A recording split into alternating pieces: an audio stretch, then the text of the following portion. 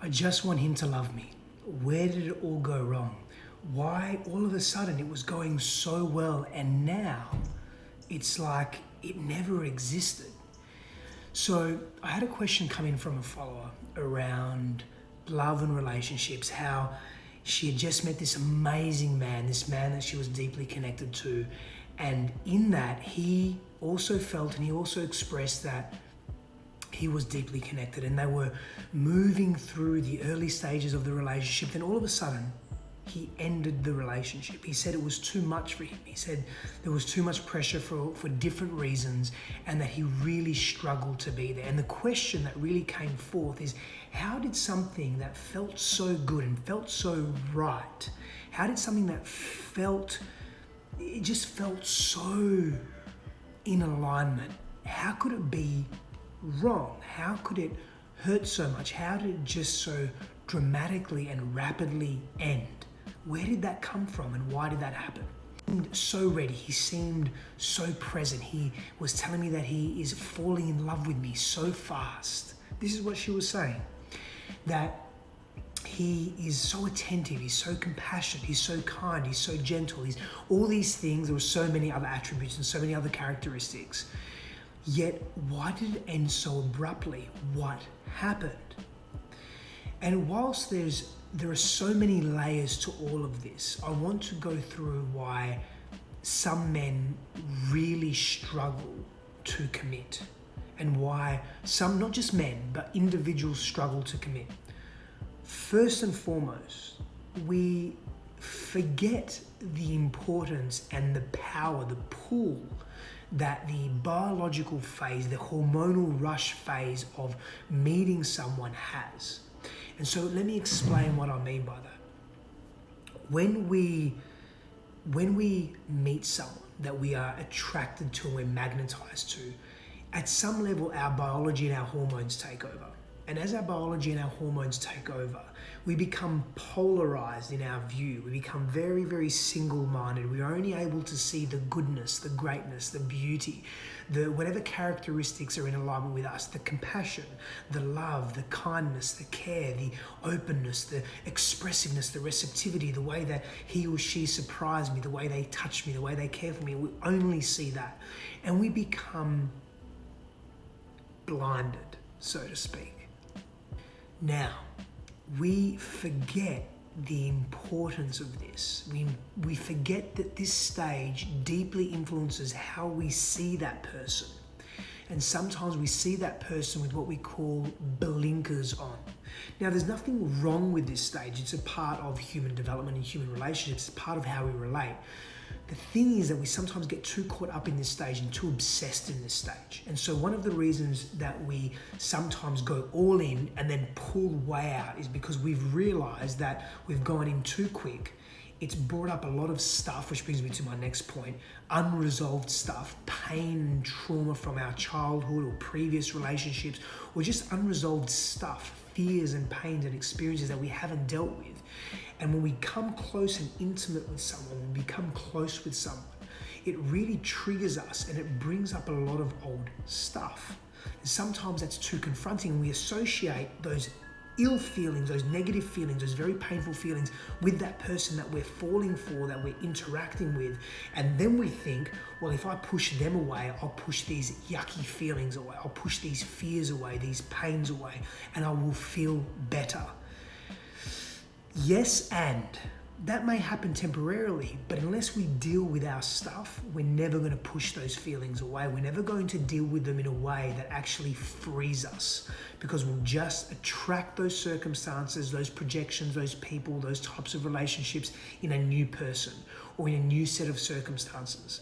And then what happens is, guess what? We're losing again. And so when this woman spoke to me about this, she said, why is this happening? The first thing that I went to was that this guy hasn't really dealt with his stuff. He's wanting to deal with his stuff. Yeah, he's doing some counseling. He has some level of awareness, but he hasn't fully gone through that process and maybe he's jumped in a little bit too quick. Okay, sure. Then the confusion sets in and there's nothing more unattractive than someone who is confused about what they want or that they're not clear about what they want and who they are, what their needs are, and their preferences are in relationship. When we're confused and we bring that confusion to relationship, we're essentially affecting the quality of the dynamic and the opportunity for the relationship to grow. Because that confusion will often trigger, and these are buzzwords, trauma and trigger, they're buzzwords, but let me explain to you what trigger is. These situations will trigger, and what that means is that they'll elicit and bring up unresolved pains of our past, circumstances, situations, ideologies, beliefs that we haven't quite dealt with, that will bring that up in us, and it will cause us to feel very uneasy in that moment. And so that moment of discomfort, where a person maybe is behaving in a very erratic way, maybe they're having a bad day, and the way they deal with their difficult day is to be very erratic, is to be very busy. And that triggers us, that makes us very uncomfortable and uneasy. And the trigger part is that maybe that erraticness reminds you of your father, or reminds you of your mother. Whenever she was under pressure, she would be very erratic and put a lot of pressure on you. She would demand that you be perfect, that you quickly do this and do that and help her, and so forth. And so what's happening is you're being triggered when that moment where that person, your beloved, your boyfriend, your girlfriend, is being erratic, it's amplified because you're being triggered. That's interesting, but it's not the truth of what's actually happening in the circumstance there and then.